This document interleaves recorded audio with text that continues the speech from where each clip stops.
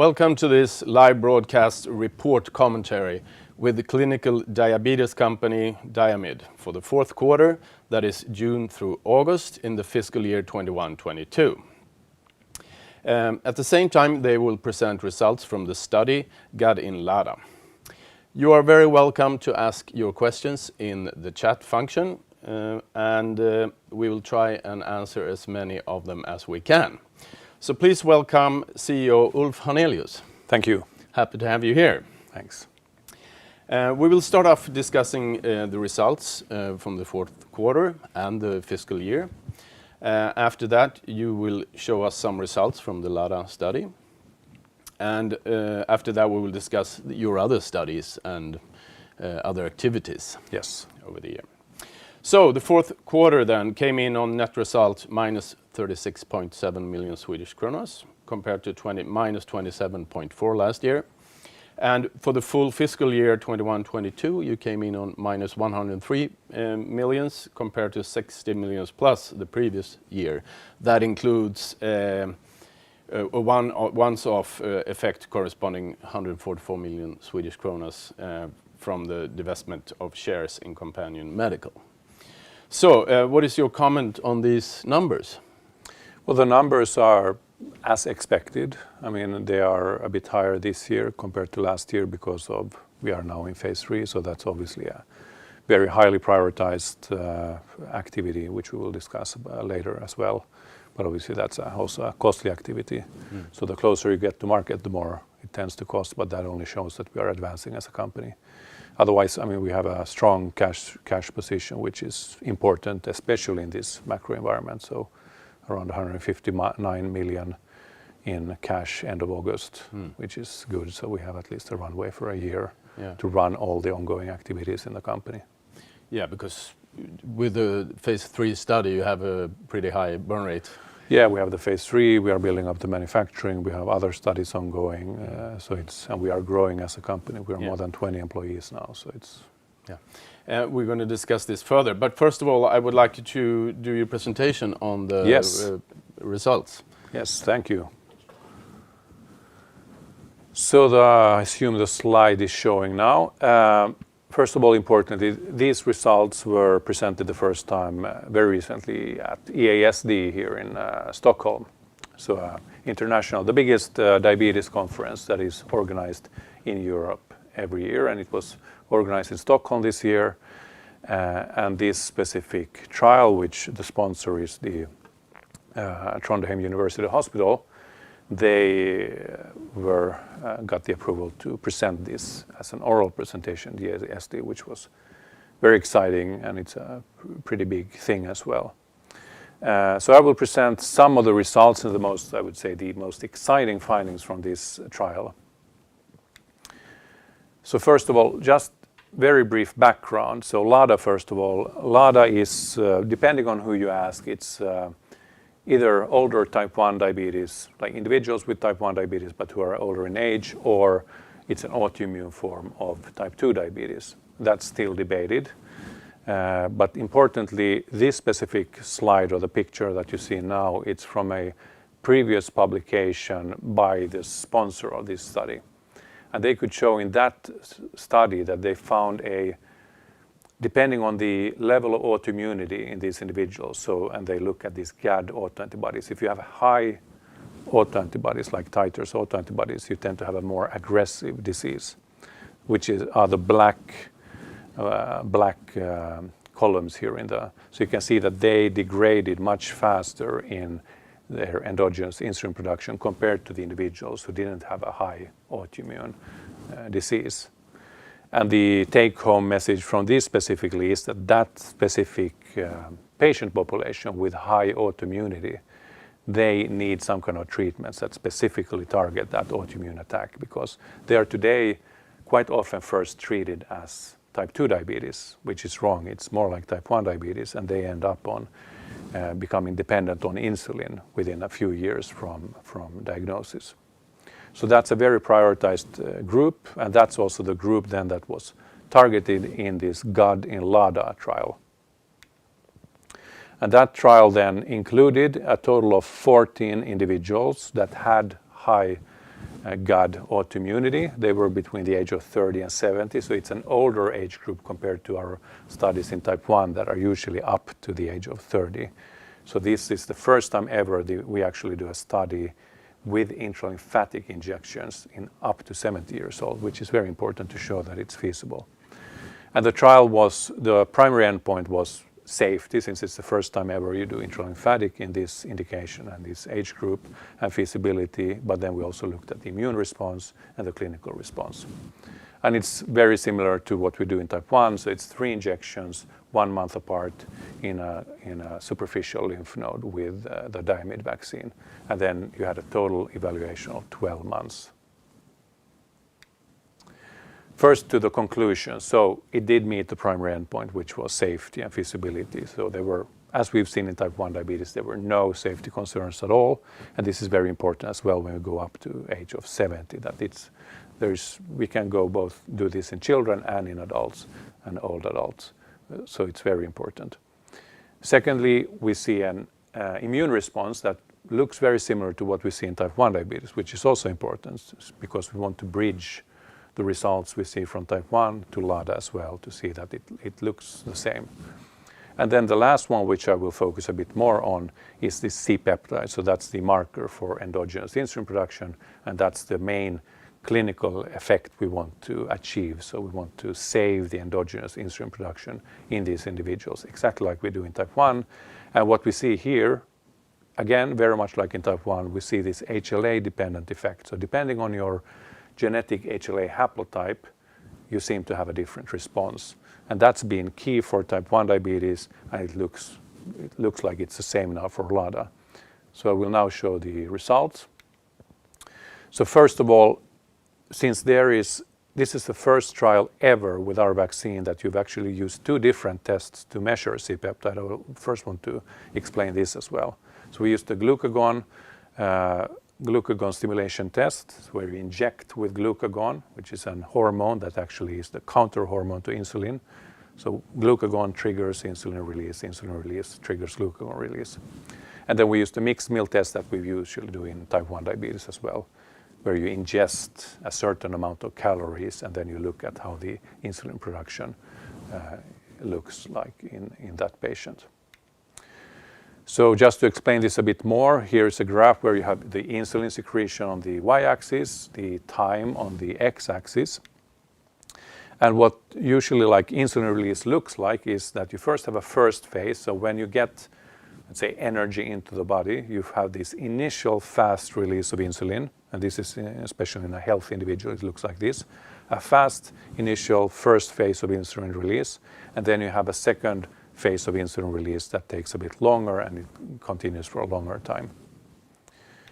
So with a mixed meal tolerance test, so you ingest a certain amount of energy and then you measure this insulin release over time for around 2 or 4 hours.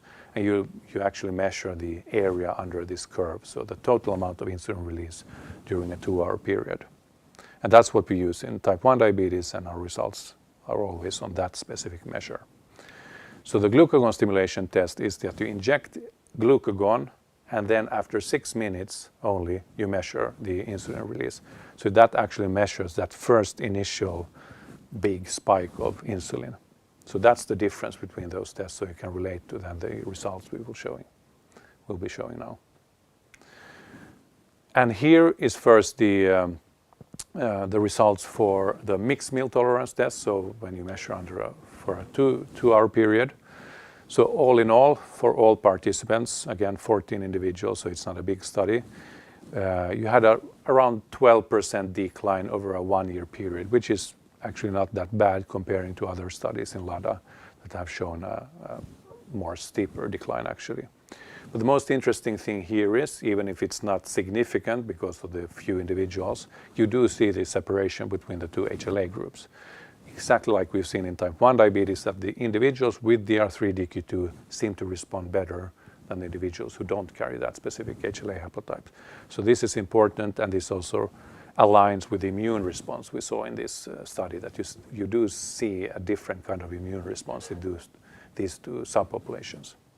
But the most interesting, and also the new results really from this trial is the following. So the glucagon-stimulated C-peptide.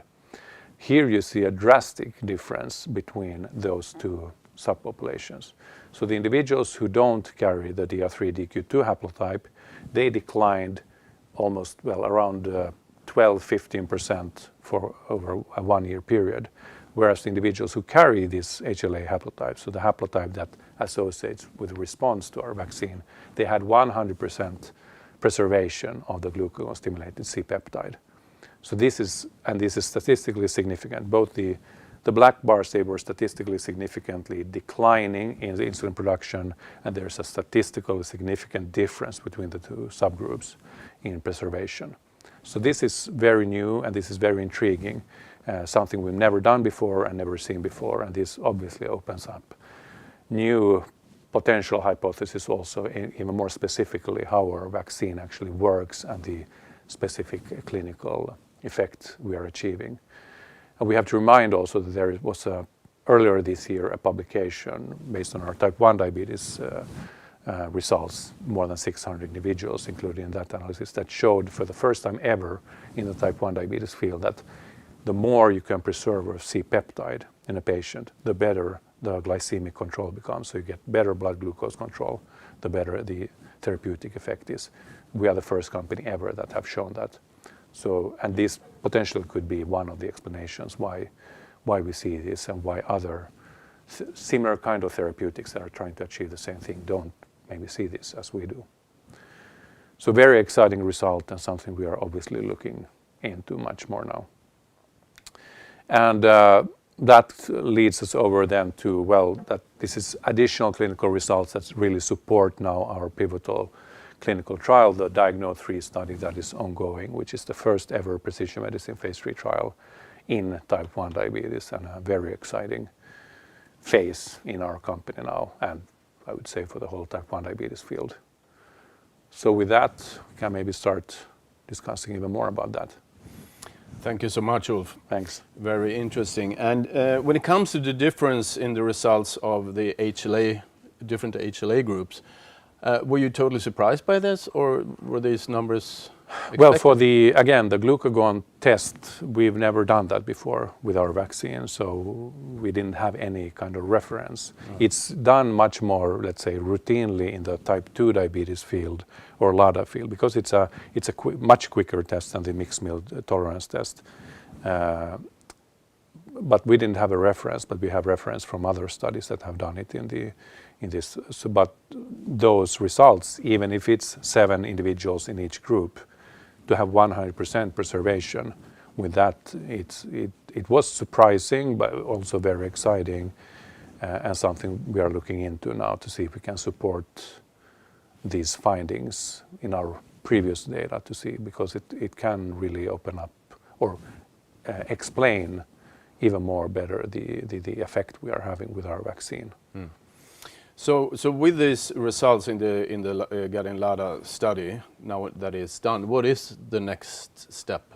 So specifically for Lada, like we said previously, that it's important now to figure out what's the next step to take this to market, like that we get this approved in this specific indication.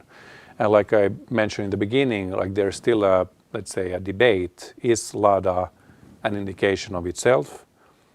Or is it actually type 1 diabetes in older adults, or is it autoimmune type 2 diabetes? So depending on that and how the regulatory authorities look at that, it opens up different possibilities. Since we have a pivotal trial now ongoing in type 1 diabetes up to the age of 28, so that's a registrational study. So with good results, that should lead to a marketing approval. And given that we've shown safety now in Lada and up to 70 years of age, it could be possible that that phase 3 trial plus safety data from Lada, maybe that would be enough to also start broadening the label into older ages, for example. If it's seen as a separate indication, then we need to have like a placebo-controlled larger trial in Lada as well. I know this indication is really big in many countries like China, India, for example, many Asian countries. So it could be possible also that maybe the registrational studies should first be run there You have maybe no with a studies in Asia Nothing yet? No. yet, but if you look at type 1 diabetes, for example, it's much more rare in Asian countries than here in Western countries. But Lada is very common in Asian countries, so that could also be a strategy maybe to find a specific partner who has the interest in really taking this to market in the Asian region first. So we are looking into these different opportunities. Yeah. Okay. So if I move on to your Diamyd study, the 6 patients in the study that got the booster, what does this mean, and what are your findings? Yeah, exactly. So the Diamyd B, exactly the booster study. So we have in the Diamyd 1 study, which was the first ever pilot trial with intrahepatic injections of our vaccine.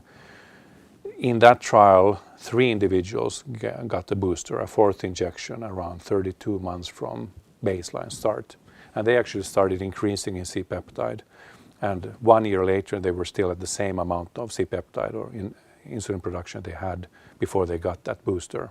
So at least for a year, they got a enhanced prolonged effect. So we are now following up on those data to now boost 6 individuals who have been part of our previous trials. Partly it's these individuals who were already boosted once.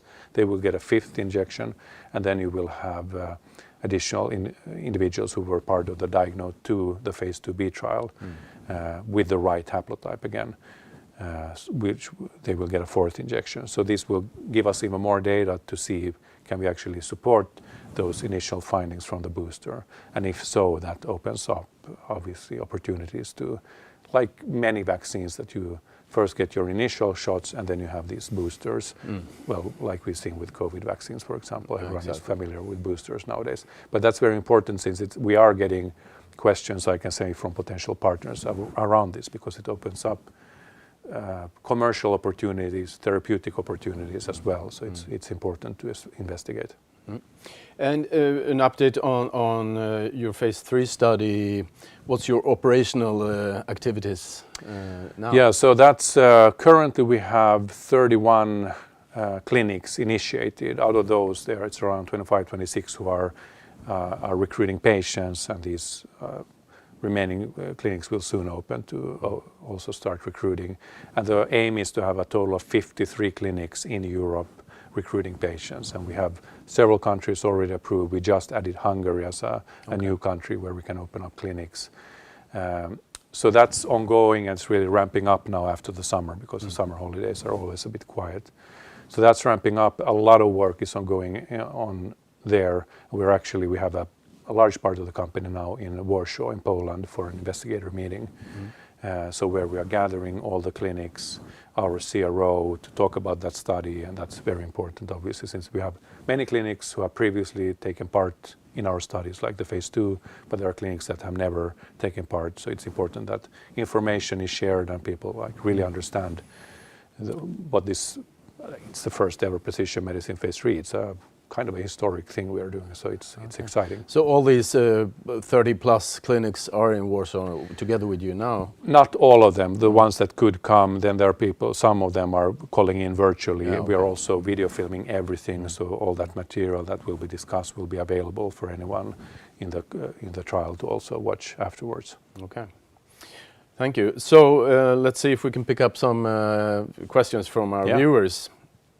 There are at least 2 questions regarding listings when it comes to the Nasdaq listing that you're on. Is there a change in this in the future? Well, we've gotten that question many times, and obviously we are now on Nasdaq First North Growth Market. It has served us very well. I do know that, Diamyd has historically, in our previous phase 3 times, let's say more than 10 years ago, we were at mid-cap. So that's always a possibility, but we need to be careful that we just don't uplist for the sake of uplisting, because it will add complexity, costs, and it's not a given that you will immediately, obviously we would, like all of our shareholders, want to make sure that we get even more attention. Obviously our share price currently, because of what the markets, it's quite depressed. But I think that kind of an uplisting needs to be coupled to something else, not just uplisting for the sake of it. So it would be part of a bigger strategy. So when the time is right, considering the test results, etc. Yes, exactly. Yeah. Okay, thank you. And another question that is quite frequent is what is the process in the US with the FDA? So there's a lot of activities ongoing with the FDA, I can say. I can also say that we've heard from objective outside partners that we are really doing our work, a lot of work. So it's important to know for our shareholders. It's a highly prioritized activity for us. We have a large interest from clinics in the US to start the trial. So we do want to be able to start the trial. So we are trying to get all the information to the FDA to be able to start the trial. We cannot still say when and if that happens. We will sort out all the questions. That's important. If we will be able to sort them out in time to that it makes sense to open up US, if it will help in recruitment, that's still we can't answer. But we are doing a lot of activities here. We do know that we are not alone as a company actually having similar kind of challenges currently, but we are dealing with it, and it's a high priority for us. Yep. Okay, another question is going to market. Is it possible to make this earlier than you previous planned?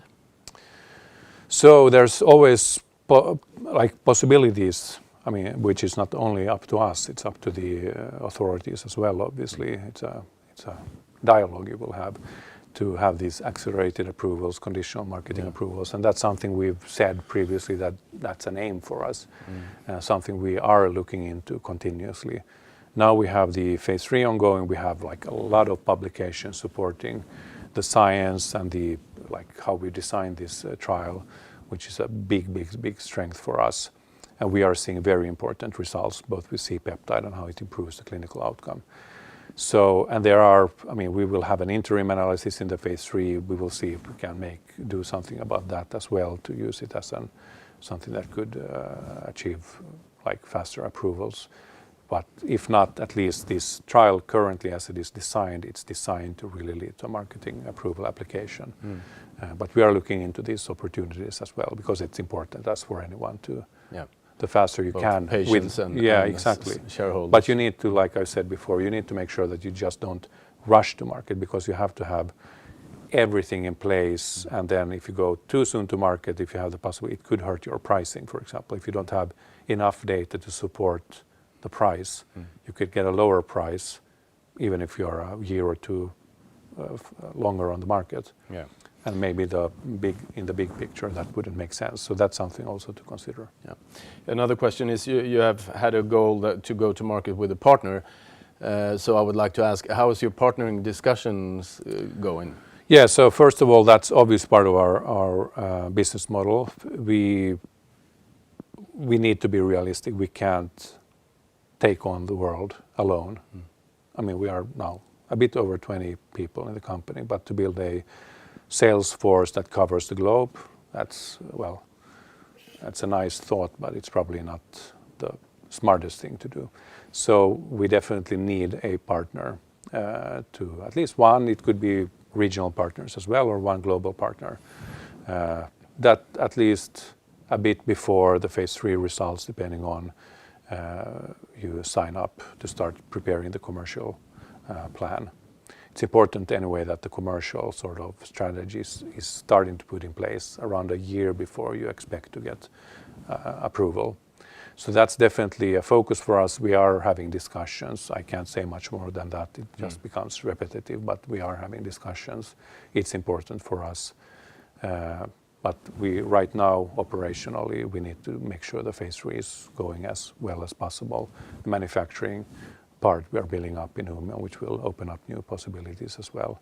And all these other smaller trials that will actually add to the whole data package. It's like I mentioned, these boosters, for example, we are getting questions from partners regarding that. It's very exciting. So, and that will be important for commercial and therapeutic opportunities. So if I give you one last chance to summarize the fiscal year 21-22 and a few thoughts on the year that we're in now. Yeah, so I would say, like, if you read the CEO comments, we have very strong science now supporting our phase 3 trial with all those publications. That used to be our uphill battle, going from previously a phase 3 that didn't meet the primary endpoint. How do you actually prove that it's different this time? But there are a lot of publications now that really show this precision medicine approach, replicated those results. We've shown this direct clinical effect, not only on a biomarker like C-peptide. We have the boosters ongoing. We have the Lada results ongoing, really showing the potential both in type 1 diabetes, going to Lada. We are starting prevention now as well. So with the first time ever going to the at-risk individuals with Direkt.se later this year. So in individuals who are not diagnosed with type 1 yet, but they have a high risk. So that's also important. We are starting the first trial ever with intralymphatic vaccine, and we have seen previous results supporting the same HLA concept from prevention. So we are really showing the potential now. So I think we are now moving ahead with the phase 3, with the manufacturing and all these things to really build a very strong foundation in the company. Okay, thank you. There's one last question that just came in. We discussed that you have a very strong cash reserve, but the question is, are you preparing any new financing in the coming year? So we have a cash, like we said, 159 million end of August, which is important again to have, that you don't have an empty cash reserve in these times. That cash will carry us at least for a year, which is also important, that we can do everything that is ongoing now without having to start slowing down, which would be the worst thing to do. But it's a long trial. Phase 3 is a long trial. We have everything like commercialization. It needs to be financed somehow. So obviously this is very important always in our company, the financial strategy, and to make sure that you can finance the company in the best possible way. There's always ways to finance a company, but you can do it in a very stupid ways. And we don't want to do that, obviously. We want to make sure that, well, everyone should be saying it's obvious to make sure the share value increases, which is right now, it's because of the external events. It's been depressed, but we are still holding strong, and the financial strategy is very important.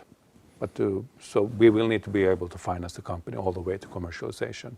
But there are different ways of doing it. Obviously, partner is one way of doing it. Bringing in strong names as investors as well is very important. So we are looking into all of these kind of opportunities. Yeah, okay. So Ulf Hannelius, CEO at Diamyd, good luck on all your studies and Thank you. this year. Thanks. Until next time. Yes.